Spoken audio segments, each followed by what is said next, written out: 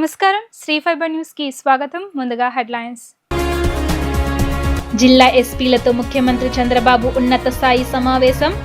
రాజకీయ ముసుగులో నేరాలను ఉపేక్షించవద్దని కఠిన హెచ్చరిక.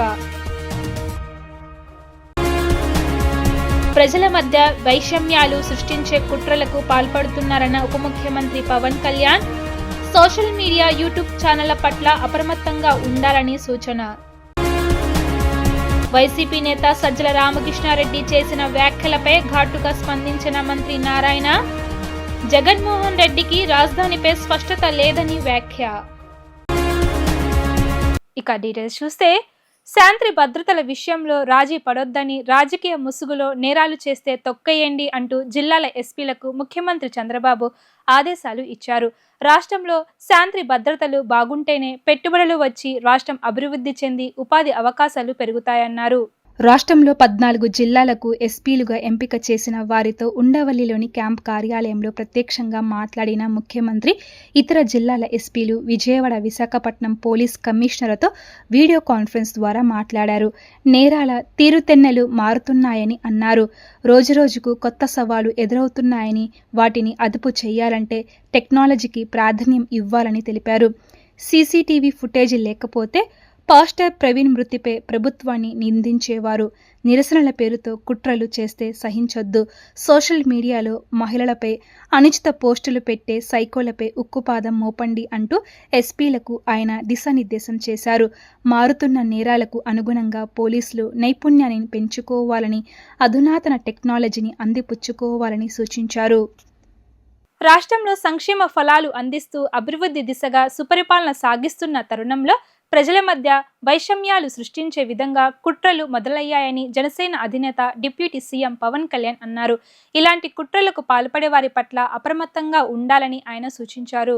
జనసేన పార్టీ నాయకులు, శ్రేణులు, కార్యకర్తలకు ఒక ప్రకటన విడుదల చేశారు. సామాజిక మాధ్యమాల ముసుగులో యూట్యూబ్ ఛానళ్ల పేరుతో మరో మార్గంలోనూ కులాల మధ్య, మతాల మధ్య చిచ్చు పెడుతున్నారని మండిపడ్డారు. ఇలా కుయుక్తులతో సమాజంలో అశాంతి, అభద్రత కలిగించే వ్యక్తుల నైజాన్ని 10 ఏళ్లుగా చూస్తున్నామని అన్నారు. వారి ఉచ్చులో పడి ఆవేశాలకు లోనే ఘర్షణ వాతావరణానికి తావీయవద్దని స్పష్టం చేశారు. ఆవేశాలు ప్రదర్శిస్తే కుట్రదారులు ఆశించిన ప్రయోజనాలు నెరవేరుతాయని అన్నారు. ప్రజల మధ్య సామరస్య వాతావరణం చెడగొట్టేలా రెచ్చగొట్టడానికి నాయకులు బయటకు వస్తారని, కులాల మతాల మధ్య విభేదాలు తీసుకువచ్చేలా వ్యవహరించే వారిపై ఫిర్యాదు చేయాలని పేర్కొన్నారు. వైసీపీ అధ్యక్షుడికి రాజధానిపై స్పష్టత లేదని, రాజధానికి 30,000 ఎకరాలు కావాలని ఆయనే అసెంబ్లీలో చెప్పడాన్ని మంత్రి నారాయణ చెప్పారు. ఆ తరువాత పొలిటికల్ గేమ్తో 3 ముక్కలాట ఆడి ఏ పార్టీ అయినా ప్రజల అభిప్రాయం ప్రకారం రాజకీయం చేయాలి అని సూచించారు. అమరావతికి రైల్వే కనెక్టివిటీ, పోర్టు, ఎయిర్పోర్టు దగ్గరలోనే ఉన్నాయని, అమరావతికి ఒప్పుకొని అసెంబ్లీలో జగన్ కూడా చేతులెత్తాడు అనే విషయాన్ని వైసీపీ నేతలకు మరోసారి గుర్తు చేశారు. అమరావతి రాజధానిపై అధికారంలో ఉన్నప్పుడు 3 రాజధానులు అని, మళ్లీ అధికారం కోసం అమరావతి అని మాట మార్చడం కరెక్ట్ కాదని స్పష్టం చేశారు. వైసీపీ నేత సజ్జల రామకృష్ణారెడ్డి చేసిన వ్యాఖ్యలపై ఘాటుగా స్పందించారు. అంటే వాళ్ళకి అసలు ఒక స్టెబిలిటీ లేదు. ఆ పార్టీకి ఒక స్టెబిలిటీ, ఒక నిలకడ, ఒక మాట. ఎందుకంటే 2014-19లో ఆ రోజు ప్రతిపక్షంగా ఉన్నాడు. ఈరోజు ప్రతిపక్ష నాయకుడు కాదు.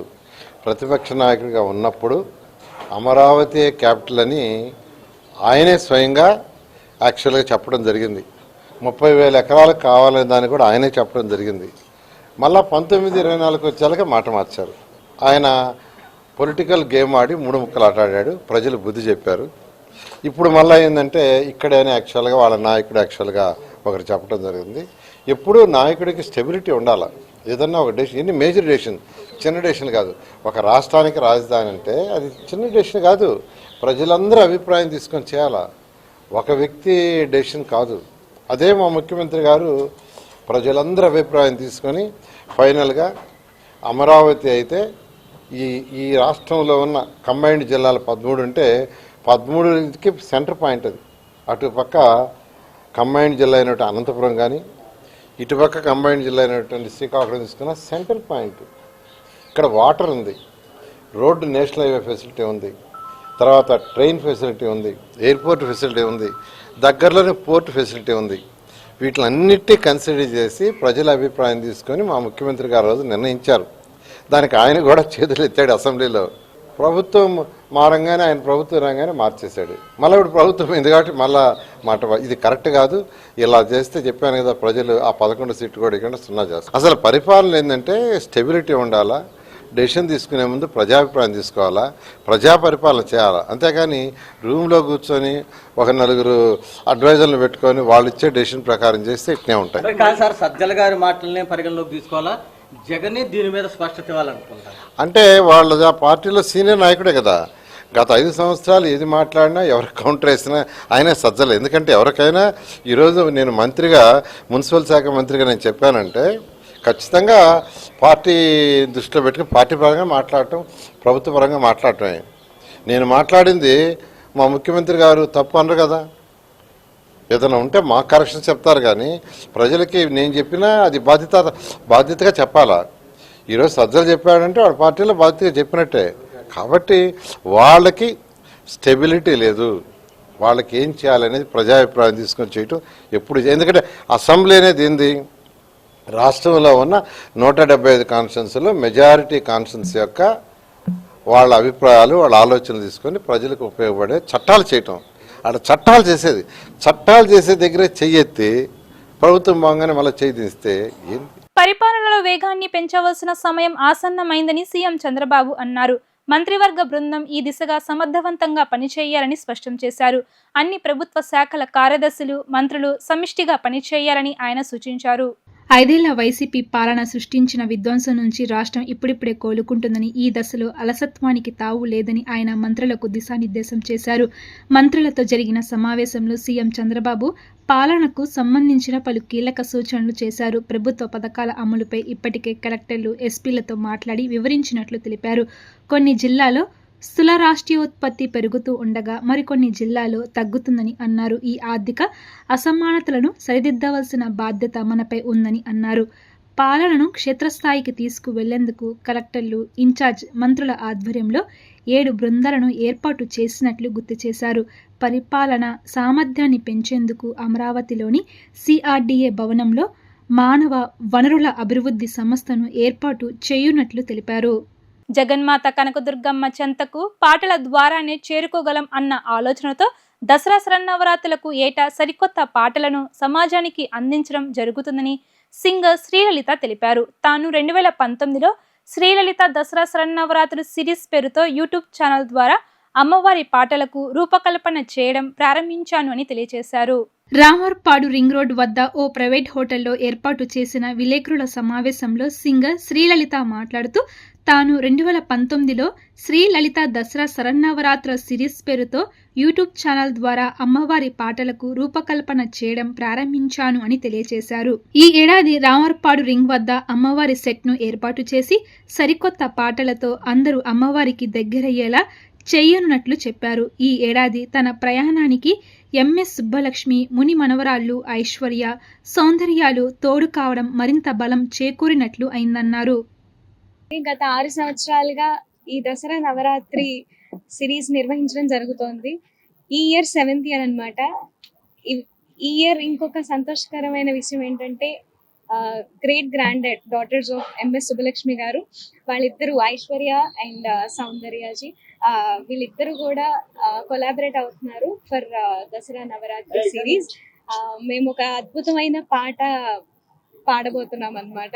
So very very happy. వాళ్ళతో కలిసి నేను పాడడం చాలా చాలా సంతోషంగా ఉంది. ఎలా అనిపిస్తుంది? ఆధ్యాత్మికంగా ఏ విధంగా నిర్వహిస్తున్నారు ఈ కార్యక్రమం? అంటే ప్రతి సంవత్సరం కూడా అందరికీ కూడా ఈ కీర్తనలు చేరాలి అనే భావంతో నేను ప్రతి ఇయర్ అంతే శ్రద్ధ తీసుకుంటూ ఈ సిరీస్ అనేది నిర్విరామంగా నిర్వహిస్తున్నాము. ఈ సంవత్సరం కూడా అంతే సక్సెస్ అవ్వాలని నేను అమ్మవారిని కోరుకుంటున్నాను. ఎలా అనిపిస్తుంది? ఎన్ని సంవత్సరాల నుండి నిర్వహిస్తున్నారు? అది నిజంగా అమ్మవారి కృపే అండి. ఎందుకంటే ఇది ఒక్కొక్క సంవత్సరం అనిపిస్తుంది నేను చేయగలనా, అంత పూర్తి చేయగలనా ప్రతి పాట అని. కానీ ఆవిడ దయ వల్ల ప్రతి ఇయర్ కూడా అంతే నిర్విరామంగా కొనసాగడం అనేది నిజంగా ఆవిడ యొక్క ఇదేనండి. Me and Saundarya have known Sri Lalita from 2019. That's when we both the three of us first collaborated. And she's such a wonderful and humble person. And I have been following her Navaratri series from the time she started, and every year we all used to look forward to it. And this year we are very happy to be collaborating again with her and wishing this series a grand success and many hundreds of millions of views. Thank you. Vijayawada నగరంలో అంగరంగ వైభవంగా దసరా మహోత్సవాలు జరుగుతున్న నేపథ్యంలో Vijayawada ఉత్సవ్పై MP Kesineni Sivanath ప్రత్యేక దృష్టి సారిస్తే YCP నేతలు రాజకీయ విమర్శలు చేయడం సరికాదని తెలుగుదేశం పార్టీ రాష్ట్ర అధికార ప్రతినిధి నాగుల మీరా మండిపడ్డారు. ఎన్టీఆర్ జిల్లా పార్లమెంట్ పరిధిలో అనేక అభివృద్ధి కార్యక్రమాలు చేస్తున్న ఎంపీపై ఇష్టం వచ్చినట్లు వైసీపీ నేతలు మాట్లాడితే ప్రజలే సరైన బుద్ధి చెబుతారని హెచ్చరించారు. విజయవాడ నగరంలో ఉత్సవ కోసం ఎంపీ ఎంతో శ్రమిస్తున్నారని, కేవలం రాజకీయ లబ్ధిని దృష్టిలో పెట్టుకుని వైసీపీ నేతలు ఆరోపణలు చేయడం సరికాదన్నారు. దేవాదాయ శాఖ భూములకు అమౌంట్ కట్టే విజయవాడ ఉత్సవం నిర్వహిస్తున్నామని స్పష్టం చేశారు.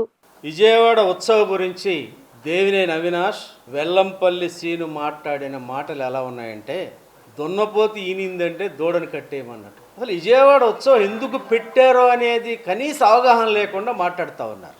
కాబట్టి ఇవాళ ఉత్సవాలను ఘనంగా చేసే కార్యక్రమాన్ని ప్రభుత్వ అధికారులు, ప్రభుత్వ యంత్రాంగం, ఎండోమెంట్ చూస్తూ ఉన్నారు. ఈ నేపథ్యంలో విజయవాడ ఎంపీ కేశినేని శివనాథ్ చిన్ని గారు ఒక సాహసవంతమైన నిర్ణయానికి శ్రీకారం చుట్టాడు. ఈ దసరా నవరాత్రులకి విజయవాడ నుంచి, రాష్ట్రం నుంచి, దేశం నుంచి ఎన్నో లక్షల మంది భక్తులు విజయవాడ నగరానికి వస్తున్నటువంటి ఈ శుభ సందర్భంలో విజయవాడ వైభవాన్ని ఈ దేశానికి, ప్రపంచానికి చెప్పాలనేటువంటి ఒక అద్భుతమైన సంకల్పంతో విజయవాడ ఉత్సవ పేరుతోటి కార్యక్రమానికి శ్రీకారం చుట్టాడు. ఇది చాలా వ్యయంతో కూడుకున్నటువంటి కార్యక్రమం. అంటే ఆ భక్తులకి విజయవాడ నగరానికి వచ్చినప్పుడు ఎంతో ఆహ్లాదకరమైనటువంటి వాతావరణాన్ని భక్తులకి ఇవ్వాలి, వాళ్ళని సంతోషపెట్టాలి. ఇవాళ క్రీడారంగం కానివ్వండి, ఎగ్జిబిషన్ కానివ్వండి, ఇండస్ట్రియల్ ఎగ్జిబిషన్ కానివ్వండి, వ్యవసాయ రంగంలో అత్యధిక పనిముట్లు పెట్టేటువంటి ఎగ్జిబిషన్ కానివ్వండి, ఇవాళ పిల్లలు ఆడుకుంటానికి ఆటల పోటీలు కానివ్వండి, ఇవాళ విజయవాడ నగరాన్ని ఒక అద్భుతమైనటువంటి వాతావరణంలో తీసుకురావడానికి ఆయన ప్రయత్నిస్తుంటే ఇవాళ దానిని మీరు విమర్శిస్తూ ఉన్నారంటే విజయవాడ నగర వైభవాన్ని మీరు చూడలేకపోతున్నారు. నిజంగా విజయవాడ నగర పౌరులైతే ఈ ప్రయత్నాన్ని గర్వించాలి. ఇవాళ 40 ఎకరాలు ఎండోమెంట్ ల్యాండ్ని తీసుకున్నది ఎవరి సొంతానికి తీసుకున్నారా? వెల్లంపల్లి సీను, అవినాష్. ఇవాళ ఒక ఎగ్జిబిషన్ ఏర్పాటు చేయడానికి ఎండోమెంట్ దగ్గర నుంచి డబ్బులు చెల్లించి తీసుకున్నాం. మీకు తెలుసో లేదో, ఏ ప్రభుత్వ భూమి అయినా సరే, ఎండోమెంట్ అయినా, వక్ఫ్ అయినా, లేకపోతే అసైన్ ల్యాండ్ అయినా, ఏదైనా ప్రజా అవసరాలకు ఉపయోగించుకోవచ్చు. మీలాగా ఆక్రమించుకుంటానికో, మీలాగా దోసుకుంటానికో కాదు. ఇవాళ ఈ రాష్ట్రంలో ఉన్నటువంటి ఎండోమెంట్ ల్యాండ్స్ అన్నీ దోసుకున్నారు. మీరు వక్ఫ్ బోర్డ్ ల్యాండ్ దోసుకున్నారు, అటవీ భూములు దోసుకున్నారు, ప్రైవేటు భూములు దోసుకున్నారు, చివరికి చెరువులు కూడా దోసుకున్నారు, చివరికి కబ్రస్థాన్లు కూడా దోసుకున్నారు. ఇవాళ దాచుకోవటం వైసీపీకి పేటెంట్. ఇవాళ తెలుగుదేశం డిఎన్ఏ ఏంటంటే ప్రజా అవసరాల కోసం మాత్రమే మేము వాడతాం తప్ప ఏ రకమైనటువంటి ఎవరికి ఇబ్బందికరంగా పరిస్థితి రానివ్వం. ఇవాళ ప్రభుత్వ పర్యవేక్షణలో జరుగుతూ ఉంది. ఈరోజు ఎంపీ గారి మీద ఒక అబండాలు వేయాలి, ఎంపీ గారిని అపాస్పాలు చేయాలనేటువంటి మీ ప్రయత్నం అనేది ప్రజలు హర్షించట్లా. ఇవాళ ఏనుగు పోతుంటే కుక్కలు మురుగుతూ ఉంటాయి, అవి మేము పట్టించుకోం. ప్రజలు తిరస్కరించినటువంటి మీరు ఇవాళ ప్రజా ఆమోగ్యకరమైనటువంటి నాయకుడిని పట్టుకొని మీరు మాట్లాడటం అంటే మీకు మతి స్థిమితం పోయింది. ఇవాళ మీ ప్రభుత్వంలో ఉన్నటువంటి పెద్ద మనుషులు, భూదందాలు చేసిన వాళ్ళు, ఇసుక దందాలు చేసిన వాళ్ళు, లిక్కర్ మాఫియాలు జైలు నిండా కూర్చొని ఉన్నారు. మీరు అధికారులు వదలలేదు. ఎమ్మెల్యేలు, ఎంపీలు, మంత్రులు ఎక్కడున్నారంటే ఇవాళ జైల్లో ఉండే పరిస్థితికి తెచ్చినటువంటి మీ పార్టీ నాయకులు మా గురించి మాట్లాడతారా? సేవాగుణంలో ముందు ఉండే పుట్టగుంట సతీష్ కుమార్ కుమార్తె అన్విత తన మొదటి ప్రయత్నంలోనే పీజీ నీట్ పరీక్షల్లో జాతీయ స్థాయిలో 202వ ర్యాంకు సాధించారు. కుటుంబానికి మాత్రమే కాకుండా తన పుట్టిన ప్రాంతానికే గర్వకారణంగా నిలిచింది. అన్విత విజయంపై పలువురు రాజకీయ, సామాజిక, వైద్యరంగ ప్రముఖులు అభినందనలు తెలియజేశారు. వైద్యురాలిగా సమాజానికి మెరుగైన సేవలందించే విధంగా రాణించాలని పలువురు ఆశీర్వదించారు. ప్రముఖ పారిశ్రామికవేత్త పుట్టగుంట సతీష్ కుమార్ కుమార్తె పుట్టగుంట అన్విత పీజీ నీట్ పరీక్షల్లో జాతీయ స్థాయిలో 202వ ర్యాంకు సాధించిన నేపథ్యంలో పెనమలూరు నియోజకవర్గం కంకిపాడులోని అయాన్ కన్వెన్షన్ సెంటర్లో ప్రత్యేక ఆత్మీయ సమావేశం ఏర్పాటు చేశారు. అన్విత సాధించిన ఈ విశేష విజయాన్ని గుర్తిస్తూ ఆమెకు భవిష్యత్తులో మరిన్ని విజయాలు అందాలని ఆకాంక్షిస్తూ సర్వమత ప్రార్థనలు నిర్వహించారు. ఈ కార్యక్రమానికి రాజకీయ, సామాజిక, వైద్య రంగాల నుండి పలువురు ప్రముఖులు హాజరై అభినందనలు తెలియజేశారు. సమావేశానికి విజయవాడ పార్లమెంట్ సభ్యులు కేశినేని శివనాథ్ చిన్ని, తూర్పు నియోజకవర్గ ఎమ్మెల్యే గద్దె రామ్మోహన్, మాజీ జిల్లా పరిషత్ చైర్మన్ గద్దె అనురాధ, మాజీ ఎంపీలు మాగంటి బాబు, గోకరాజు గంగరాజు, ఉమ్మడి కృష్ణా జిల్లా మాజీ కలెక్టర్ ప్రభాకర్ రెడ్డి, ఆరోగ్య శాఖ కమిషనర్ వీరపాండ్యన్, ఆంధ్ర హాస్పిటల్స్ ఎండి రమణమూర్తి, ద్వారక తిరుమల దేవస్థానం చైర్మన్తో పాటు పలువురు వైద్య నిపుణులు, స్వచ్ఛంద సంస్థల ప్రతినిధులు, వివిధ రాజకీయ పార్టీల నేతలు, ఐఏఎస్, ఐపీఎస్ అధికారులు పాల్గొన్నారు. ఈ సందర్భంగా ఎంపీ కేశినేని శివనాథ్, ఎమ్మెల్యే గద్దె రామ్మోహన్ మాట్లాడుతూ ప్రముఖ పారిశ్రామికవేత్త పుట్టగుంట సతీష్ కుమార్ కుమార్తె అన్విత జాతీయ స్థాయిలో 202వ ర్యాంకు సాధించడం గర్వకారణమని అన్నారు.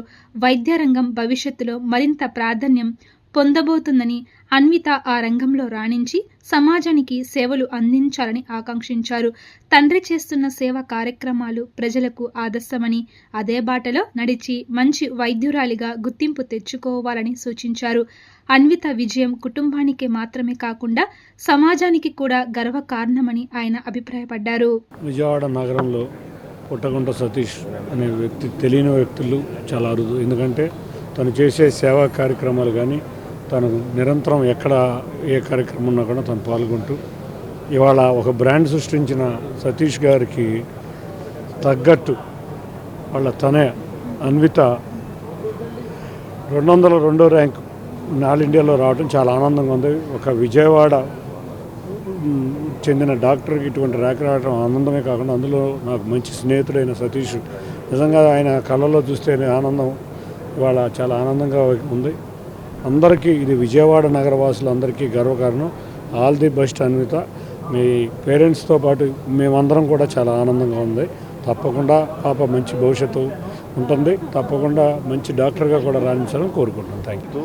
ఎయిర్పోర్ట్లో సరదాగా వాళ్ళ నాన్న మాట్లాడుతూ కనీసం 2000 ర్యాంక్ అన్నా వస్తుందంటే 2000 ర్యాంకు 200 ర్యాంక్ వస్తే నీకేమైనా అభ్యంతరమా అని జోక్గా అంది. అదేవిధంగా రిజల్ట్స్ కూడా చూస్తే 200 ర్యాంక్ వచ్చింది. ఆయన అప్పుడు ఇంకా రిజల్ట్స్ రాలేదు, 15 రోజుల తర్వాత రిజల్ట్స్ వచ్చింది. ఆ ఎయిర్పోర్ట్ నుంచి నాకు ఫోన్ చేశాడు సతీష్ గారు. ఈ విధంగా అంటుంది, మంచిదే కదా, మా కనీసం 1000 అన్న వస్తుంది ఆ కాన్ఫిడెన్స్ అనుకున్నాం.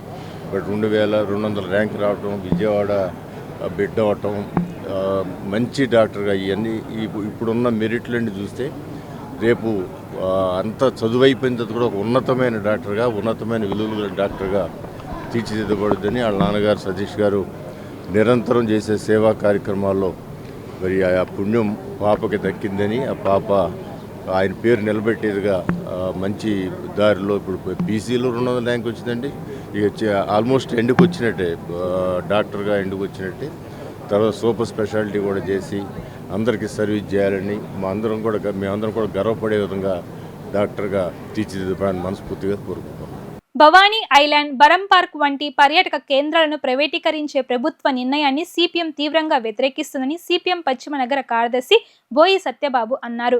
ప్రజల ఆస్తులను ప్రైవేట్ వారికి అప్పగించడం లూటీ తప్ప మరేది కాదని విమర్శించారు. రాష్ట్ర వ్యాప్తంగా 22 పర్యాటక కేంద్రాలు, 1000 కోట్లకు పైగా విలువైన ఆస్తులను ప్రభుత్వం చౌకగా ప్రైవేట్ వారికి అందజేయడానికి ప్రయత్నిస్తుందని ఆయన ఆరోపించారు.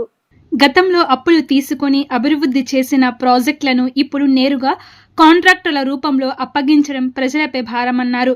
ముసాఫిర్ ఖానా కాంట్రాక్టుకు ఇచ్చిన కారణంగా పేదల పెళ్లిళ్లకు అదనపు భారం పడుతుందని, వెంటనే దాన్ని రద్దు చేసి ఉచితంగా అందుబాటులో ఉంచాలని డిమాండ్ చేశారు. ప్రజల ఆస్తులను కాపాడకుండా ప్రైవేటీకరణ పేరుతో లూటీలు చేసే విధానాలను ప్రభుత్వం నిలిపివేయాలని, లేని పక్షంలో ప్రజా సంఘాలు, రాజకీయ పక్షాలతో కలిసి పెద్ద ఎత్తున ఆందోళనలు చేపడతామని హెచ్చరించారు.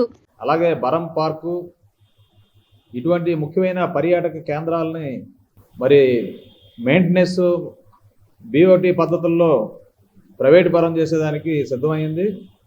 ఈ నెల 15వ తేదీన ఈ టెండర్ని ఫైనల్ చేసే నిర్ణయం కూడా తీసుకోవడం జరిగింది. ఈ తెలుగుదేశం కూటమి ప్రభుత్వం గత కాంగ్రెస్లో పరిపాలన కాలంలో ఆనాడు గంటా శ్రీనివాసరావు ప్రజారాజ్యం పార్టీలో ఉన్న సందర్భంలో ఈ పర్యాటక శాఖ మొత్తం స్థలాల్ని ప్రైవేట్ పరం చేసే క్రమంలో తీవ్రంగా వ్యతిరేకించినటువంటి సందర్భం మర్చిపోవద్దని గుర్తు చేస్తున్నాం.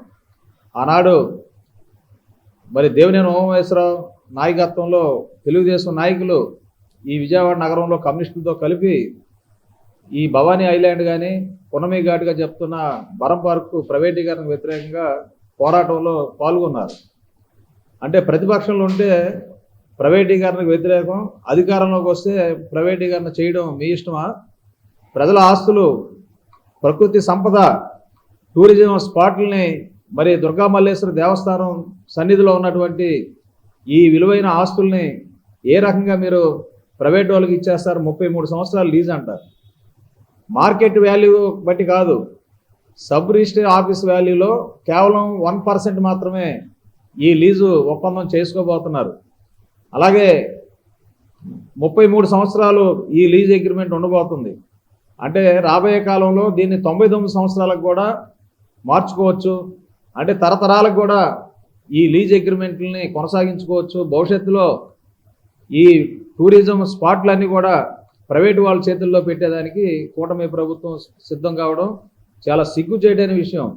మీకు కనీసం ఉన్నటువంటి పార్కుల్ని, ఉన్నటువంటి టూరిజం స్పాట్లని కూడా నిర్వహించలేని చేతకానితనంలో ఈ కూటమి ప్రభుత్వం ఉందా అని మేము ప్రశ్నిస్తున్నాం. అలాగే 450 ఎకరాలు విలువైనటువంటి స్థలాల్ని, 1000 కోట్ల రూపాయల ఖరీదైనటువంటి స్థలాల్ని కారు చౌకగా ఈ కూటమి ప్రభుత్వానికి సంబంధించిన అనియులకి కట్టబెట్టేదానికి ఈ కూటమి ప్రభుత్వం కుట్రలు చేస్తుంది. ఇది నమ్మక ద్రోహ చర్య.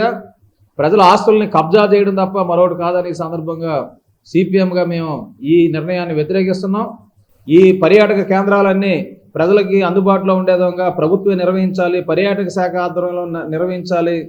అలాగే ముషాఫిర్ ఖానా వక్ఫ్ ఆధ్వర్యంలోనే పేదలకి ఉచితంగా అందుబాటులో ఉండే విధంగా, లేని యెడల నామాత్రం ఫీజు పెట్టి దాన్ని నిర్వహించే విధంగా చర్యలు తీసుకోవాలని సిపిఎంగా మేము డిమాండ్ చేస్తున్నాం.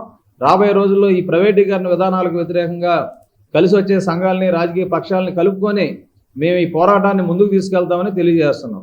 గొల్లనపల్లి హాస్టల్ విద్యార్థులు మద్యం మత్తులో హల్చల్ చేశారు. గన్నవరం మండలం గొల్లనపల్లి హైస్కూల్లో ఉన్న ఎస్సీ హాస్టల్లో వంట మనిషిపై విద్యార్థులు దాడి చేశారు. శనివారం సెలవు కావడంతో హాస్టల్లో మద్యం తాగి 9, 10వ తరగతి విద్యార్థులు వీరంగం సృష్టించారు. విద్యార్థులంతా గొల్లనపల్లి జెడ్పీహెచ్ హైస్కూల్లో చదువుతున్నారు. విద్యార్థులు మద్యం సేవించే సమయంలో వంట మనిషి కంచర్ల కాసమ్మ చూసింది. విద్యార్థులు మద్యం తాగడం ఇదేమిటని ప్రశ్నించి వార్డెన్కు చెప్తాను అని మందలించారు. దీంతో విద్యార్థులు పథకం ప్రకారం వెనక నుంచి వెళ్లి ఒక్కసారిగా దుప్పటితో మూసివేసి ముక్కుమ్మడిగా దాడి చేశారు. దీంతో తీవ్రంగా గాయపడిన వంట మనిషి కంచర్ల కాసమ్మను గన్నవరం ప్రభుత్వ ఆసుపత్రికి తరలించారు. ఘటన స్థలానికి చేరుకుని గన్నవరం పోలీసులు వివరాలు సేకరిస్తున్నారు.